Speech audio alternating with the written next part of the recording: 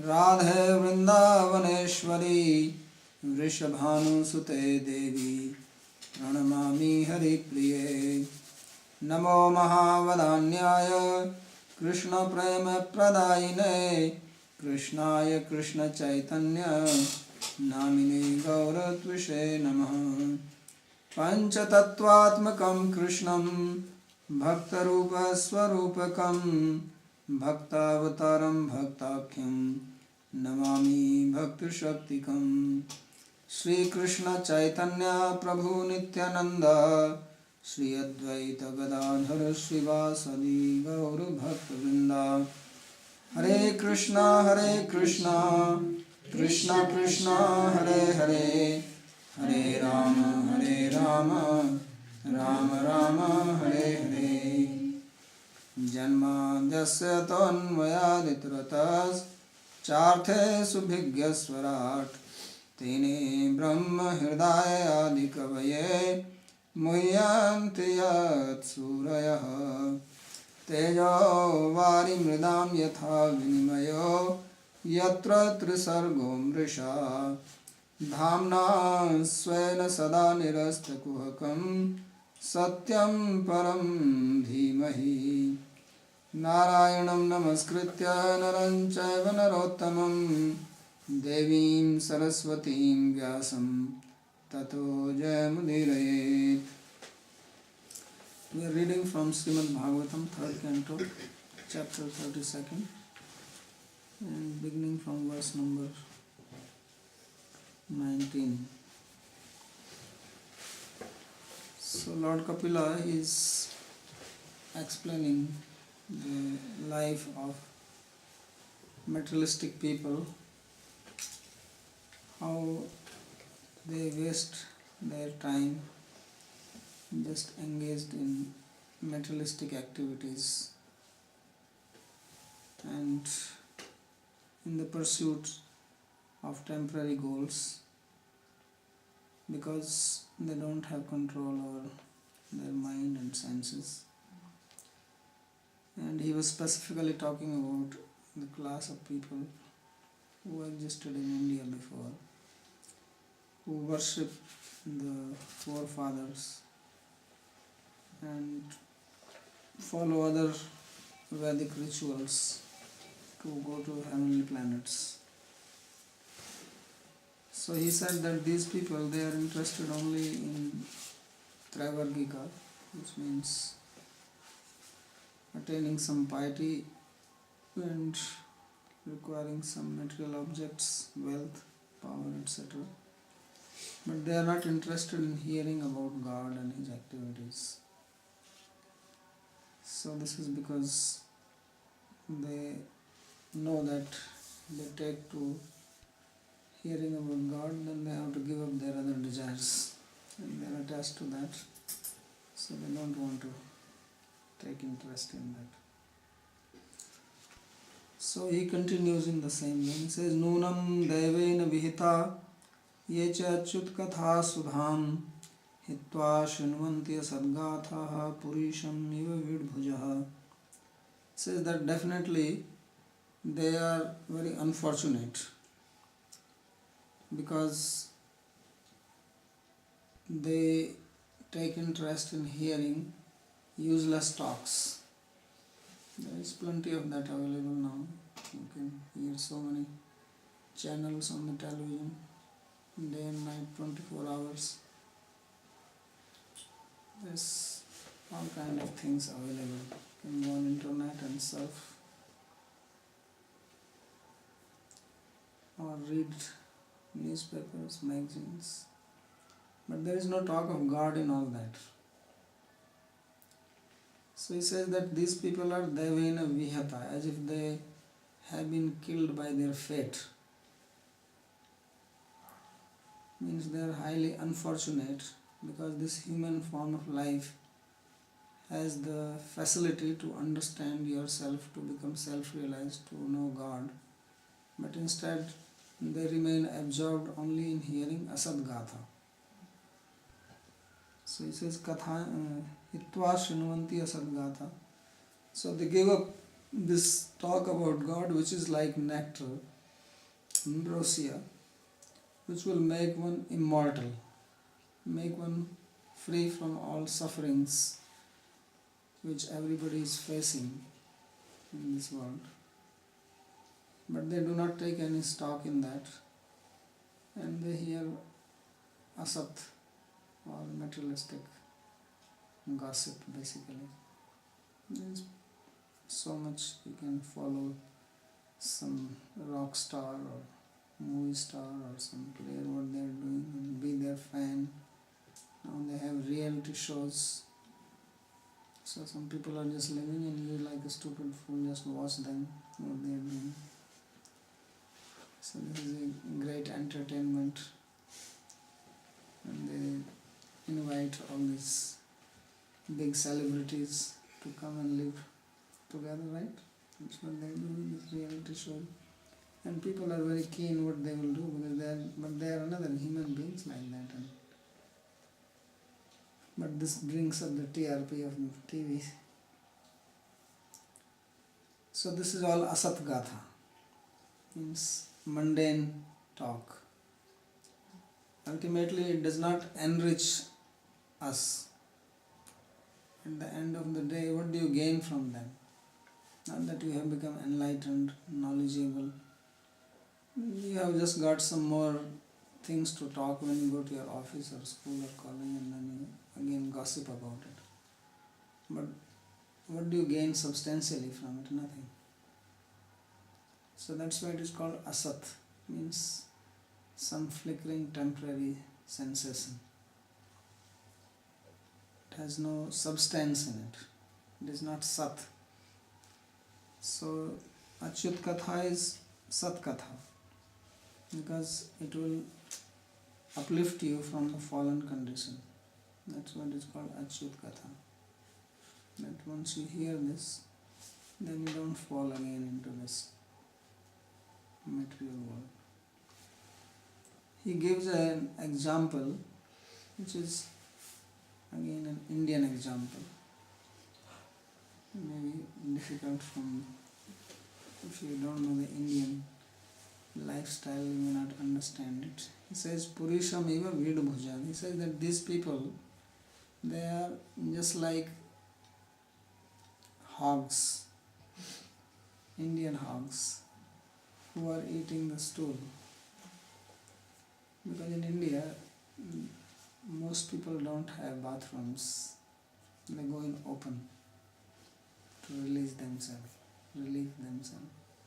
And then there are these hogs running around, they come and eat whatever you dump. So usually people in the villages, they go open in the forest area near the outside the village, and then these hogs and dogs, this is food for them. It's actually a cycle without using so much water and wastage. It's a good system in a way. So he says that these hogs, they can also eat some fruits and flowers, some nice things are available, but they like only this.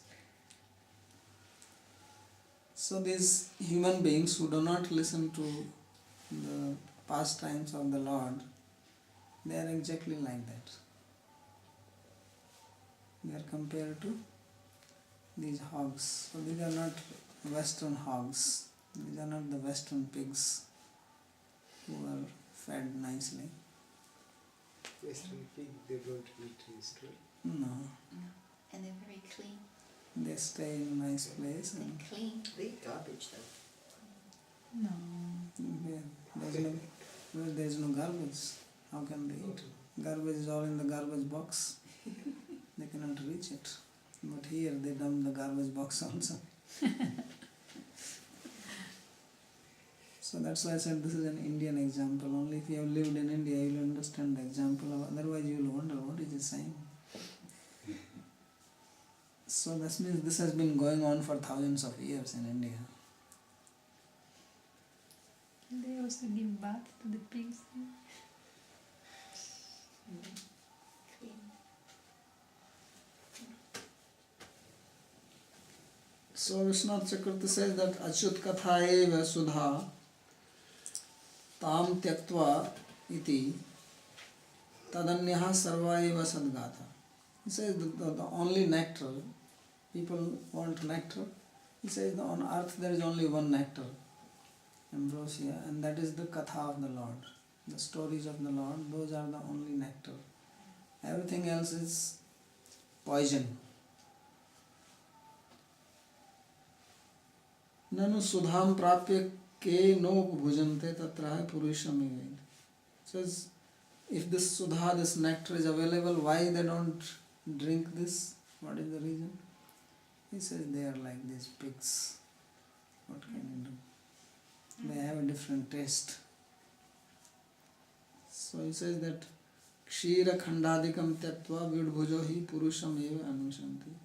So just like if you put some sweet rice, then the pig is not going to take interest in that. He will search for his own food because their tongue has a different taste. Everybody's tongue has different taste, different animals. So there is one very nice verse in Sanskrit. It says, Khalo mrigayate dosham gunpurnesu vastusu vane pushpakalakine purusham eva vidbhuja. He says, just like wicked people, they always see the defects in others, even if they have good qualities. Even those people who have good character, good attributes, there are some people who are very good in just finding fault, and they take great pleasure in that. They cannot see the good character. So he says, just like these are just like these pigs, that the forest is full of very nice fruits and flowers. This does not attract them. So what happens to these people? When they die, where do they go? Because we have to die and then take birth again. So he says, Dakshinene patharyamanaha pitri lokam vrajantite prajamanu prajayante shmashananta kriyakritaha. Says that these people who are performing all the samskaras, starting from Garbhadhan samskara up to Smashan, means Antyeshti sanskara, when somebody dies. So these are various samskaras or rituals in India they perform. When a child is born, then some ritual performed, when his hair are cut, when he is brought out first time, when he is given food first time. All these samskaras are there. The last one is when the dead body is burnt. That is also a samskara. So he says these people who have followed all these processes, then where do they go after death? He says Dakshinena patha aryamana pitri lokam prajantite. Says they follow the path of darkness. Krishna Shukla Gati Hiyate. So they follow the path of darkness and they go to the loka called Pitri Loka. There is one planet. So they reach this planet of forefathers. And the person in charge there is Aryama. Aryamana Pitri Lokam Brajanti. And then how long do they stay there? Do they live there permanently? Says no, they stay there and then again they are born back into their own family. Prajam anu prajayante. Because they are very much attached to their family situation. So they come back and take birth.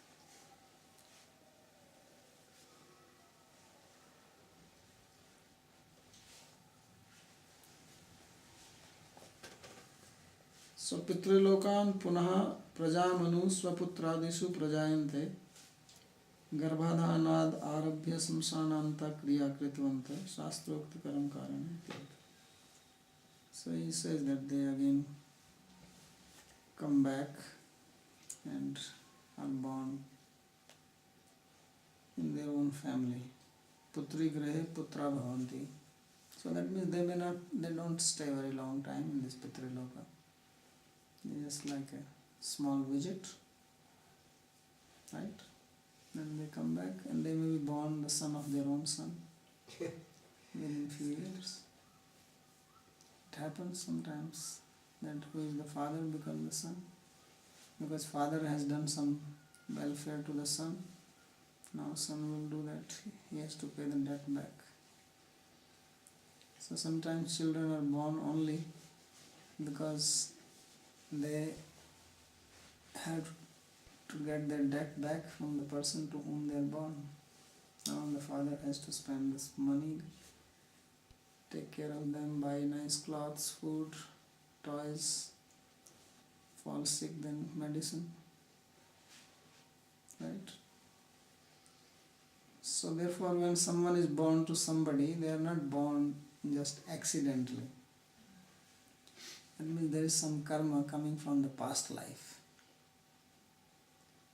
And many times the children and the parents, they don't get along together. That also shows that there is something from the past. And now they are getting even at each other. And when there is a good relationship, means in the past also they had good relation. So now they also like each other, there is deep attachment and affection. What about this New Age idea that's being taught everywhere that the soul chooses its family? How can you choose? I always wondered. How do you choose? What do they say? I'm not saying I believe it. No, I'm just asking. What do they say? Well, supposedly as a soul, they're aware of lessons to be learned, so they choose the family that will give them the challenge of whatever they need to learn. This is what they're teaching. No, there is nothing like that. You have no choice. Where is the choice? Yeah, you'd have to know quite a few things. Oh, out of all of these, I will choose that one. You know. Well, I didn't say I believed it. Yeah. Just Just bringing trying up to for understand. discussion. Anyway, that's why it is New Age. We are talking about the old age It's things. interesting. New Age and nuage in French means cloudy. Vague. The kitchiri. So sometimes people also think that by performing Shraddha, etc., then they become liberated. This is also belief of people. So there is no liberation by doing Shraddha. By doing Shraddha, they get some benefit. And if by chance the forefathers have become ghost or something, then they are released from that ghostly form by doing the Shraddha. But Shraddha does not give liberation. What do they get? What do they get? Yeah. You get food wherever you are. And if it's prashad? What prasad? Hmm? What do you mean prasad? Well, I remember in Mayapur, both my mother and father left their bodies. And so we went down to Ganga with a plate of the Yeah, Mahaprasad. but your mother and father, if they don't know what is prasad, for them it is food, whether it is prasad or not prasad. Prasad has meaning only if someone is a devotee. If you give prasad to a non-devotee, what does it mean to him? Food, right? Or anything else. Okay. So there is no benefit from Shraddha ceremony?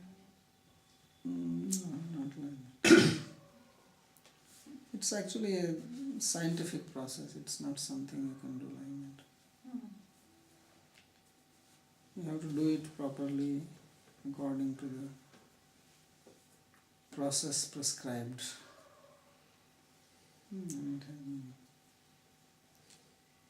So he says that even if sometimes in the Shastra it is said that by doing Shraddha they become liberated, then it means that they will be born in the family, and that is called liberation.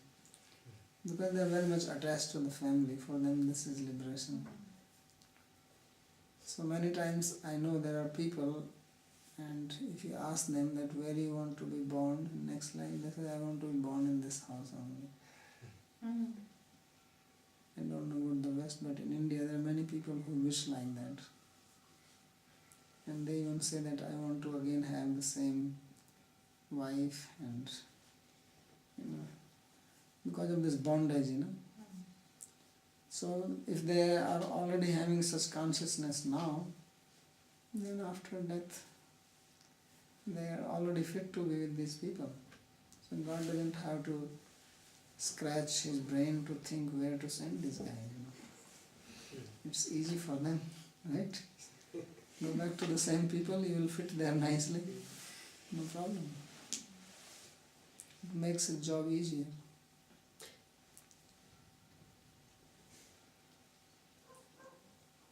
And they already have the genes, so they can continue.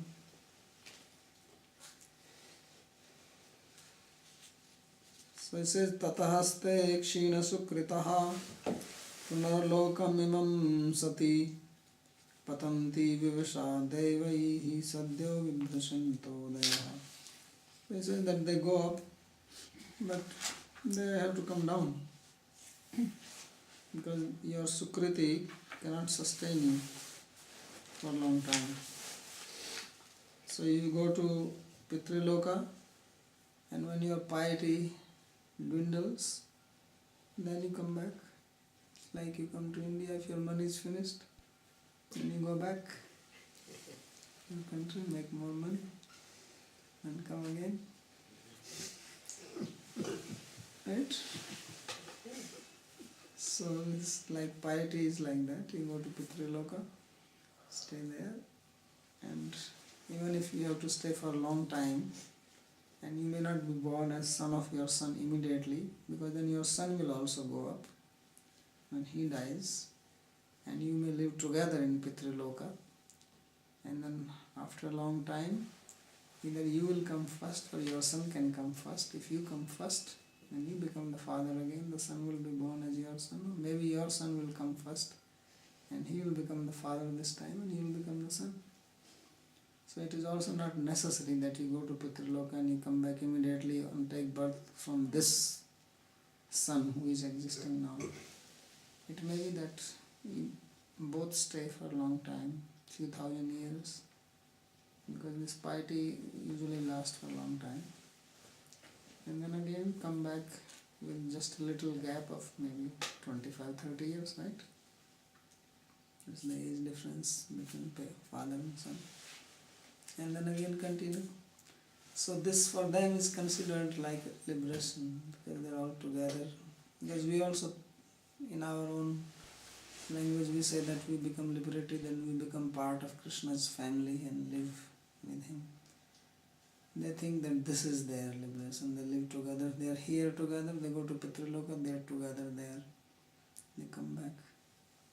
When Nanda Maharaj was caught by Varuna in Yamuna river, and Krishna went to get him, then Varuna received him very nicely. And Nanda was very surprised that what is this? I am an old man and I am the chief of the cowherd people, and this Varuna has caught me like a criminal.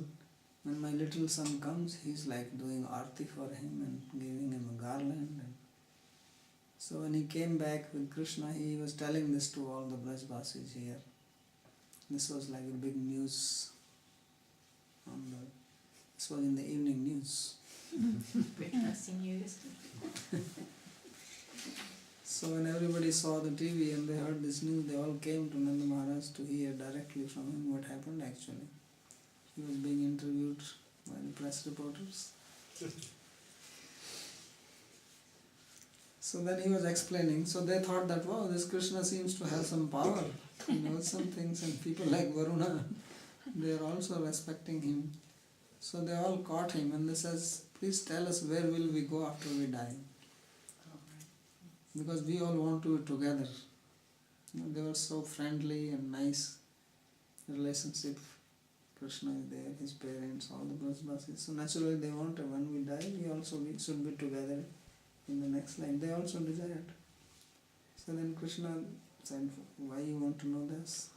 And this is a very big desire. If you believe in rebirth, you always want to, not always, but you have this curiosity. Where was I in my past life? And where will I be in my next life. So then Krishna took them and to one lake, Brahmarad, and he said, now everyone go and take dip in this, you will know where you go. So when they took the dip inside, they saw that where they are, and so it was exactly the same place and everybody was there, same. So they came out very happy. Says, hooray, we will be together again after we die. So this is liberation for Vaishnavas, they also desire, and these people, they think that going to Pitraloka, coming back up down, is for them liberation. So therefore it says that after enjoying in Pitraloka, then when their piety is finished, no more credit, then they come back, then they are thrown out by the devas. They are kicked away. It's like they're deported. You have no money? Get out from here. So these devas, they throw them down and helplessly they have to again come and take birth here. They have no choice. So katham prajayante tataste puna imam lokam pratipatanti. How are they born here? It says again they come back here. So Udaya bhoga sadhana, because they have lost their piety. So then after that, what is he saying? So up till now he has described the situation of these people. Now he gives his advice to Devahoti. So he gave his advice before also, and he gives the same advice. And this is the meaning of these types of descriptions, that we understand and then we decide that we don't want to be like that. So he says, Tasmat tvam sarva bhavena bhajasva parameshtinam tadgunashraya bhaktya bhajniya padambujam. So he says that therefore, O my mother, you should worship the Supreme Person, Parameshti, with all your heart, sarva bhavena, all the bhav, all your devotion and affection and love, just worship Him. How you have to do it? Tadguna ashraya bhaktya. The devotion which is based on the qualities of the Lord, means knowing and describing His qualities, meditating on that. Who is this person? He says, Bhajniya Padambajan. He is the person worthy of worship. So take shelter of His lotus feet. So this is his recommendation. And this is actually the purpose of all the description, that we have to follow this. Nivritta karma paranam ante yatha atatam ityatra shutraanubhava shanam braja bhavina bhavnityasna tathaiva pravritta karma paranam ante piya. So as he has given advice earlier, those who were following, if you remember, he had described two types of people. People who follow with a material motive, and those who are following the religious duties without any material motive. So the people who were nivritti parayana, or following without material motive, they were described earlier. And after their description also it was said that you should worship the Lord. Although it was said that by their action they will go to Brahmaloka through the path of light and become liberated. But still he said that forget about all this path or that path. Both nivritti and pravritti, give up that and take to devotion. This is the third path. It is neither the path of attachment nor the path of detachment. It is the path of being natural. being in our own natural state. We don't have to give up anything, we don't have to be attached to anything, but to understand things as they are. Everything belongs to God, including ourselves. So then, that is the reality. So similarly, he is giving an advice here also, that take to bhakti. Tena tvam nivrittam pravrittam cha karma ma kuru iti bhava. So he says, therefore, you don't have to engage in nivritta karma or pravritta karma, neither on the path of detachment nor on the path of attachment. Then what do you have to do? Sarva bhavena sarvatmana harim bhaktya bhajasva. Just worship Lord Hari with all devotion. Nanu saiva katham syat. So he says, how do I worship, how it is to be done? He says, tad gunaiva ashraya pravritti hetu yasya tatha. He says, just try to understand the qualities of the Lord. Because if you understand the qualities, then you will be naturally inclined to worship. Then you will know that he is actually the most qualified person to be worshipped. So Jiva Goswami, he refers to this verse, Aho Bhakiyam Stanakala Putam Jighansa Payadatya Sadha. That just see how gracious is Krishna, that he liberated Putana, who was trying to feed him with a poisoned breast with the intention to kill him. But Dhatruchitam Gatim Leve Kamvadayalum Shanam Brajam. But she attained the position like a mother. He says, who is more dayalu, more gracious than Krishna, whose shelter we can take. So the purpose of hearing these stories is that we become inspired, that Lord is so kind, gracious, wonderful, then why we have to depend on anyone else? Why don't we take his shelter? So therefore he says, Tadgun Ashraya Bhaktya. That bhakti which is motivated by the qualities of Krishna. Even Sukadeva Goswami, who is an Atmaram, who was self-satisfied, had no desires, was not interested even in wearing a dress, was going naked. Even his mind became captivated by hearing Krishna's. So such are the qualities. Ittham bhut gunohari. Atmaramascha muniyam nirgrantha pirukrami kurvanti hatkim bhakti. Ittham bhut gunohari. So such are the qualities of Sri Krishna, that if we actually understand, then it is impossible that we will not be attracted to him. If we do not hear or if we do not understand after hear, then that is a different thing. But if we understand, hear and understand, then it is impossible that we will not be attracted. Because we are always trying to strike a loving relationship. Right? And whom do we love? We love somebody who has some nice qualities. We don't fall in love with Tom, Dick and Harry. We fall in love with a person to whom we become attracted. We see something good in that person.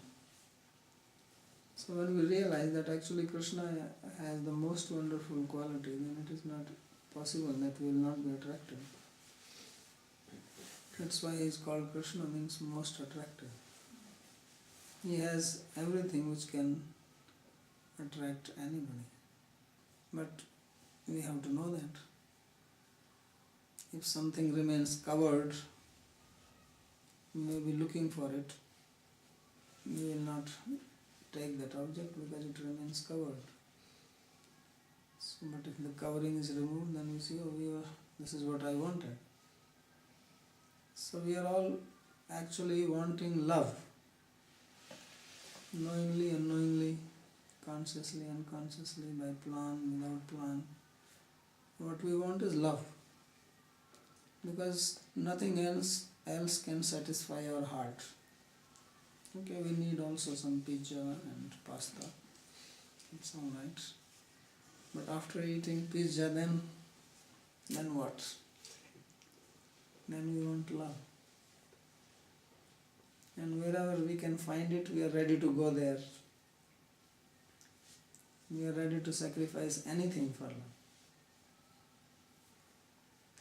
We can pay any price for it. People sometimes commit suicide because they could not get the object of love, or they take great risks, or sacrifice their life for the sake of the person they love.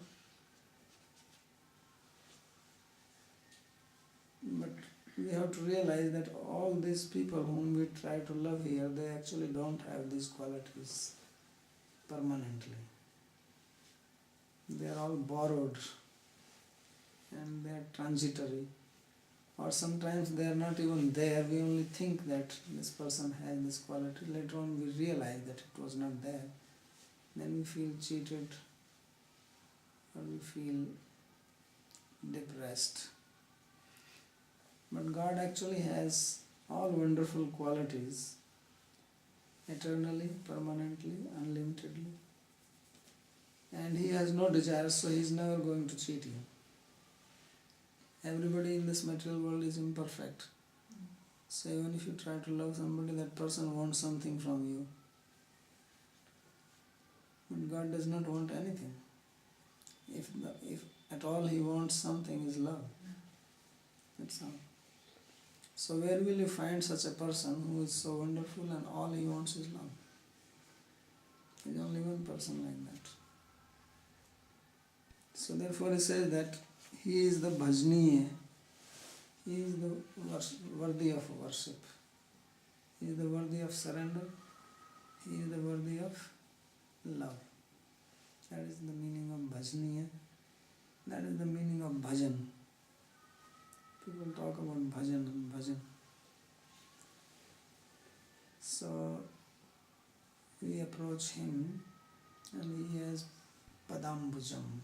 His feet are like lotus flower, nice fragrance, beautiful, illuminating.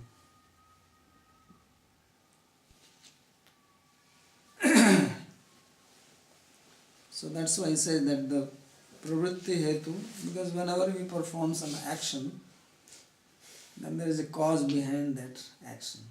That is called pravritti nimitta. Vyatpatti nimitta and pravritti nimitta. Right? So what is the pravritti nimitta? What is the cause that one takes to bhakti? He says the qualities of the Lord. Ambujam khalu kasmai madhu vratayana rochite.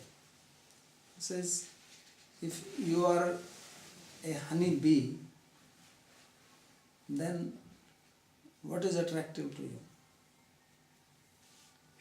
you? Flowers, right? And most attractive is lotus flower because it has got a lot of honey in it. And lotus honey is very nice. It's especially good for the eyes. It's very medicinal. So He says that who is that honey bee which will not be attracted to a blooming lotus flower? So He says that we are like honey bees. We are looking for honey, right? Everybody wants to have a honey. That's why they say honey to wife and husband. Want honey, right? Yes? So, but I don't know whether there is really much honey there. But this shows that we are looking for honey. Rhymes with money. Uh-huh. Rhymes with money. Yes. Honey, buddy. Give us that. They look for money. But money is also for honey. Yes. Money in itself is not useful. So they say that your honeymoon is over when your wife stops calling you honey and he calls you by the name and says, hey, bring me a glass of water. Then the honeymoon is over. So therefore this honeymoon will continue with this person. That is the meaning, that if you are Madhu Vrata, Vrata means vow, that your vow is that I only want honey and nothing else. That's what bee is. It only wants. So bee is called a Madhu Vrata. Vrata means to have this resolve that this is the only thing I want. Just like he talked about the pigs before.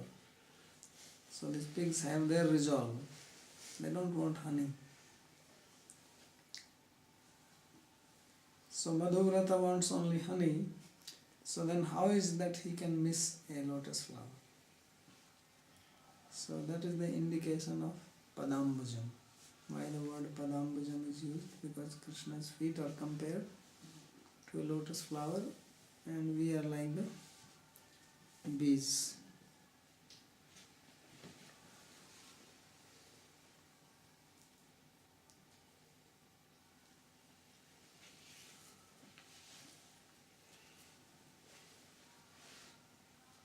So there is one very nice comment by Vallabhacharya. He sometimes makes very nice point. So first he says that Bhaktya eva cha bhajanam na margantarena anyasya tatha sadhakatva bhavat. I'm not reading the whole thing, just few points. Because in the verse he says that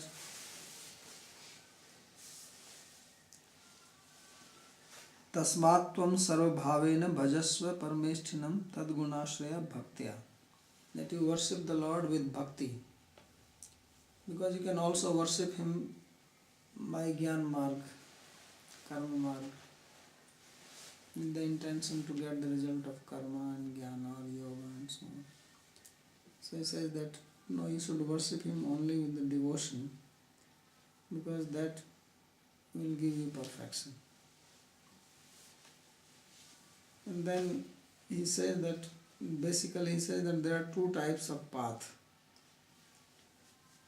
Sabhiman marganam sarvesham punar avritti hetutvat nirabhiman marga samasraniya satu bhagwan marga with mishyate. He says that there are two types of path. One is that in which you maintain your pride or your ego, your ahankar, your I consciousness, I am so and so. And the other is the path where you give that up and understand that you are servant of God. So he says that all these paths, other than bhakti, they are the path of sabhiman or sahankar. That I did this, I did so much yoga, I did this. So he says therefore they are path of return. Everyone of them who follows that path has to again come back and take birth. The only path which is free from this is the path of bhakti. So all this nivritti path, pravritti marg, they all come back. Anyatha swasya purva sanskare balisthe vidyamane shastriya jnanam jnanam prakriti avivekena kartritvam ityadi durbalam eva matva na kadachit api ahankar nivritti bhavet. Says that if one does not accept Krishna, Bhagavan, the Supreme Lord, then what will happen? That one will maintain this sense of doership, that I am doing. Even if one has knowledge of Shastriya, and these samskaras from the past will always pop up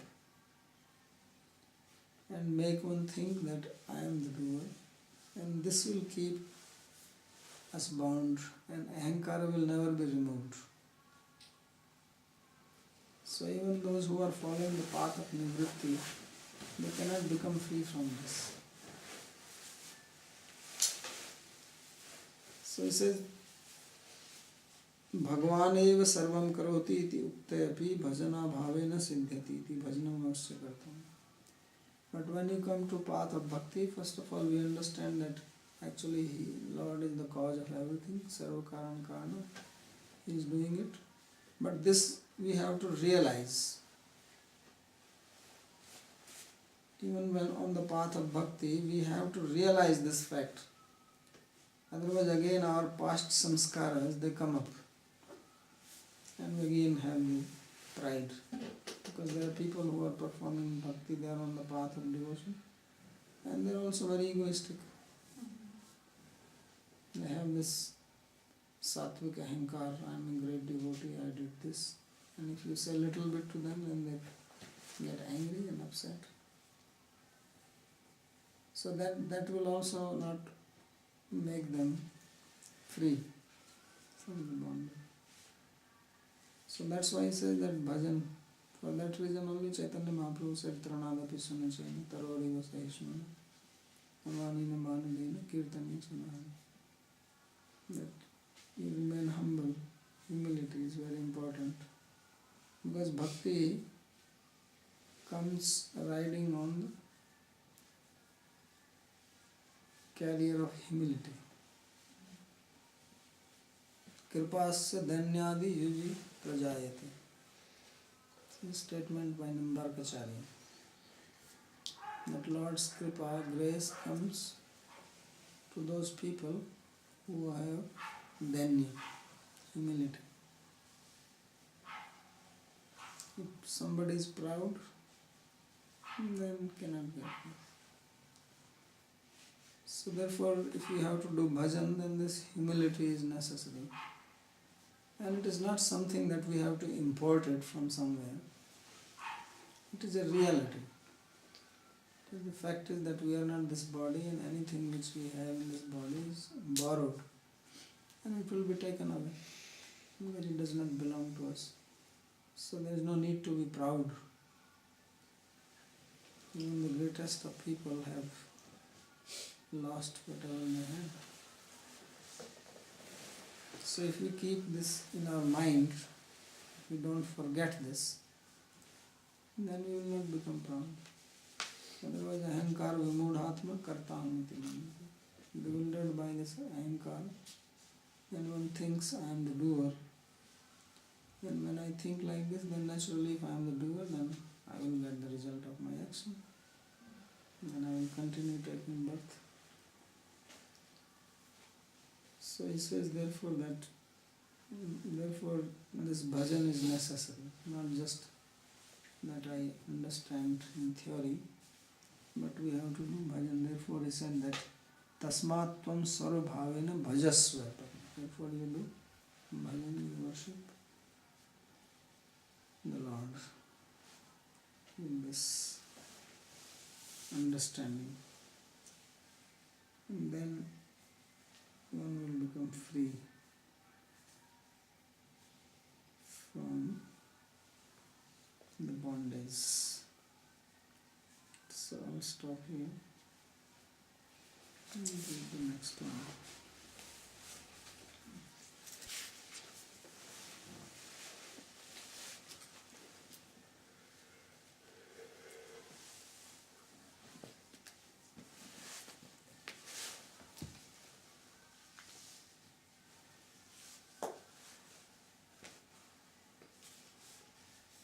My question, you said all that the Lord wants is love. So how important is it to do rituals, special prayers, deity worship, or is this a matter of personal choice, a way of some people showing their love that way? Well, it is both. It is one way of expressing our love, and if we don't have them, this is a way to get it. But there are also other ways, right? I mean, it's not required. Yeah. Other kinds of seva or... There is nothing fixed that you have to do it only this much like this. But because our mind is wandering here and there, so something has to be given to it. Mhm. Otherwise you will concoct something yourself, and one day one way, another day another way, and you will end up nowhere. So that's why some process is given.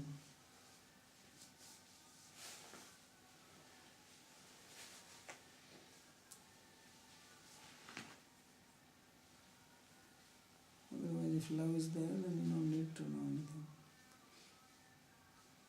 Love will tell you what to do.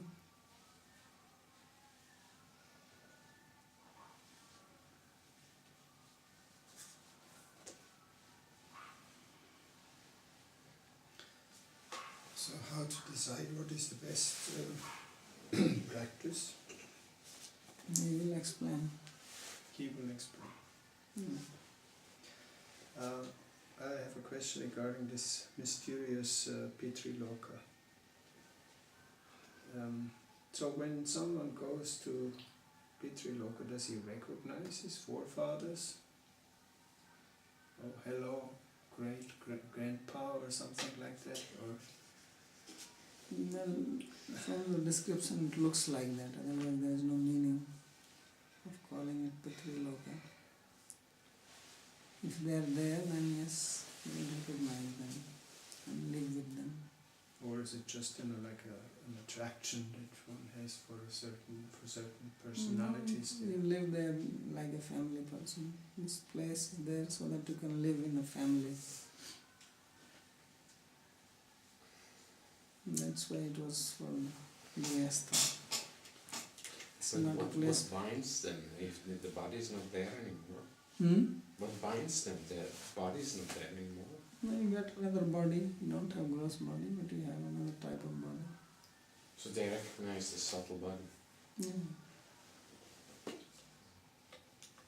I've never really read a description of what Pitriloka looks like. You know, you have descriptions of heavenly planets, of hell in all colors, but no description of Pitriloka really. It's just always mentioned you go to Pitriloka.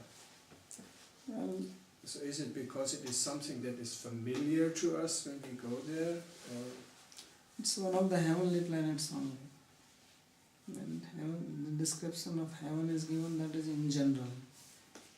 And these are the basic qualities of heaven, but then there are different varieties of heavens. Pitriloka is one of them. So those descriptions apply here also. is it that everybody's just very old, or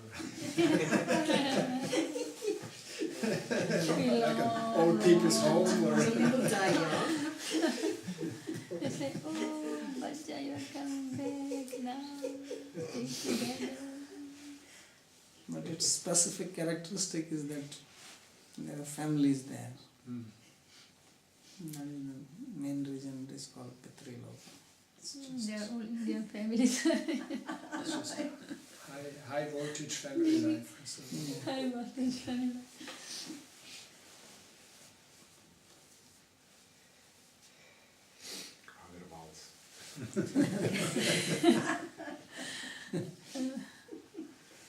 so then, this applies to persons who do all this, who follow the karma kanda or process or whatever. So, but no one who, it's only strictly restricted for these people who follow these scientific rituals and not to others. So what happens with other people around the world who are also attached to their families and fathers and so on and sons? Where do they go? There is no... And how do they come back and become sons and fathers of their sons? And according to this, I cannot answer it because there is no explanation of that here. But I don't know. Really speaking, I can only speculate because there is nothing described here. Those who are outside Varnashram, they don't talk about it. So they must come under another law. have their own Pitriloka.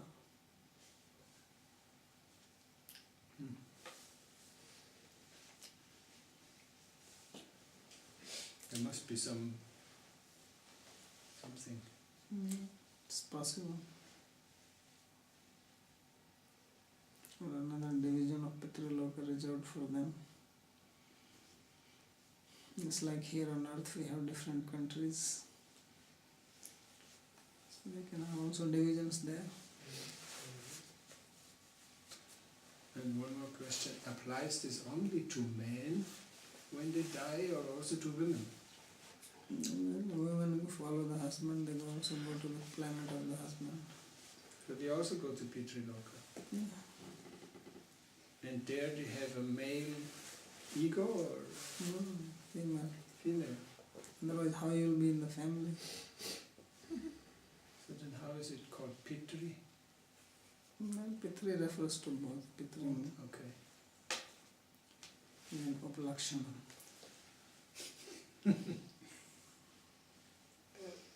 When the father comes as son, then in previously, what manner the father he loves his son, and when he will become son, in that respect, he will not get that love.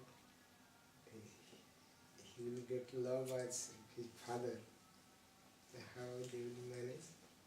Because now his ego is also changed. He also considers himself as the son, not the father. When he was father, he had the ahankara and the father, and he is the son.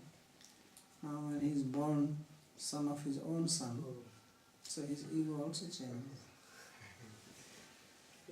We forget, right? Yeah. When we're born, we forget the Yeah. past. You forget. You don't remember that I was the father.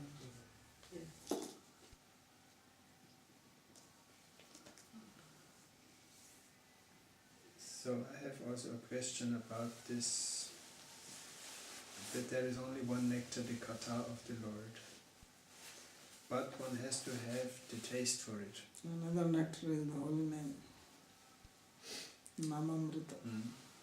So does that taste come by practice, or does one have to have some kind of realization to be attracted to to taste the taste or be attracted to it? This is my question. Relish the taste. To relish the taste, yeah. Yeah, the taste is already there in it, but it is according to our qualification. It's like sugar is sweet, but if we are sick, then we may not taste the sweetness in the sugar. So if we become free from the disease, then we will realize the sweetness. So like that, katha is tasty, it is nectar. But because of our own imperfection, we may not realize it. But if we continue hearing and we become purified, then we will realize it's nectar in nature.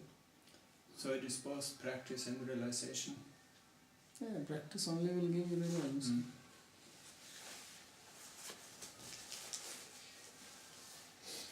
Practicing means you are getting purified, and then as you get purified, then your realization comes accordingly. It's like if somebody's eyes are sick, cannot see properly, and you give him some drops, and slowly the eyes get cured. So as the eyes are getting cured, then his vision is improving, and you can start seeing things better and better. So then, is there something like for chanting the holy name? There is the 10 apparats.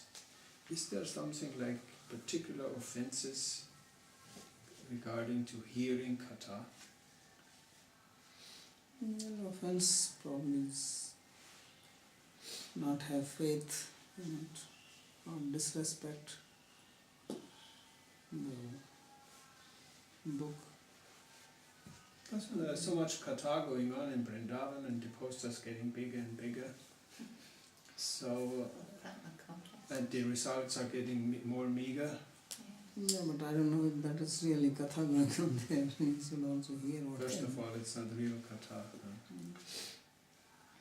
But the offense, quote unquote, would be not to have faith in it. Yeah. What qualifies to make it katha? There's the speaker, there's the hearer, and there's the topic. Yeah, katha means it is already there, the scriptures are there, then it has to be recited with the motive as service to the Lord, The motive not, of the not speaker. as an entertainment or for some other purpose.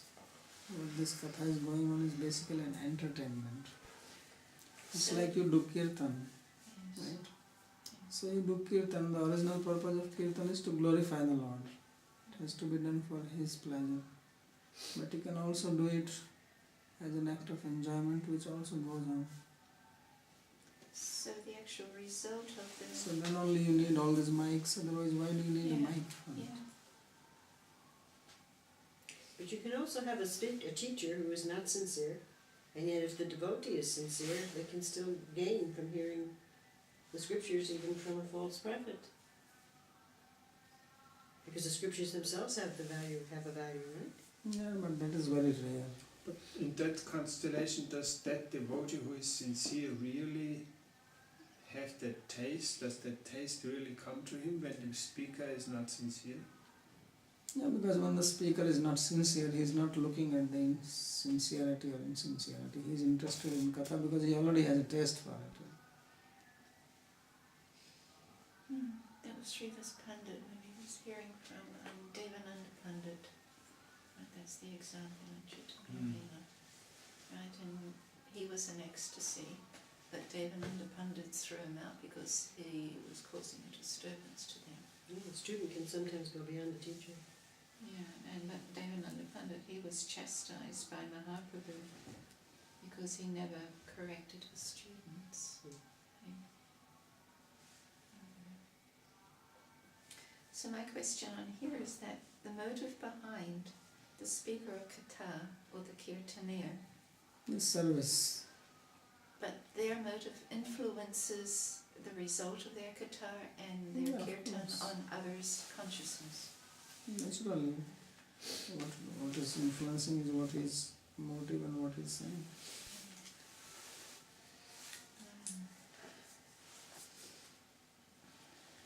It's like when you hear somebody you get influenced.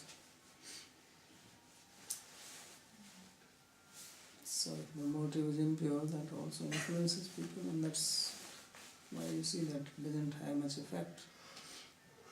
Well, see, it's having a big effect here, but not there. There's a lot of materialistic people coming here for katha. I have one more question about in the beginning you mentioned this asat katha, the mundane talk. So it's obvious that it cannot be avoided. It's just you're always bombarded by it wherever you go. And how does one guard oneself from that influence? Well, first of all, we are not looking for it. Not that we make an endeavor to go and hear it, or we go make an effort to participate in it. But if you have to go through it, then you just bear it. You don't take interest in it. You don't become attached to it. You understand inside that this is not my cup of tea. So if you're having no interest in it and no attraction to it, it does not create some subtle or some scaras in your chitta? No, if you're not interested, then just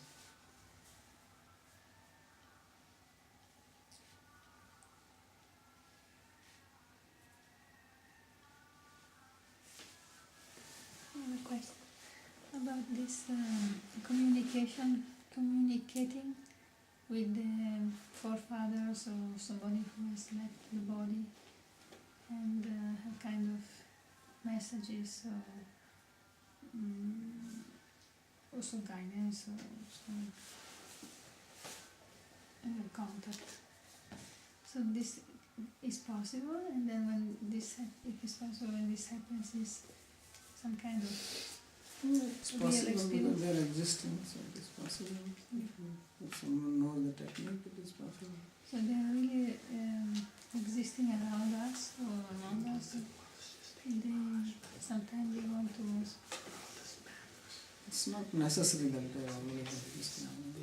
For some people, That's a genuine experience.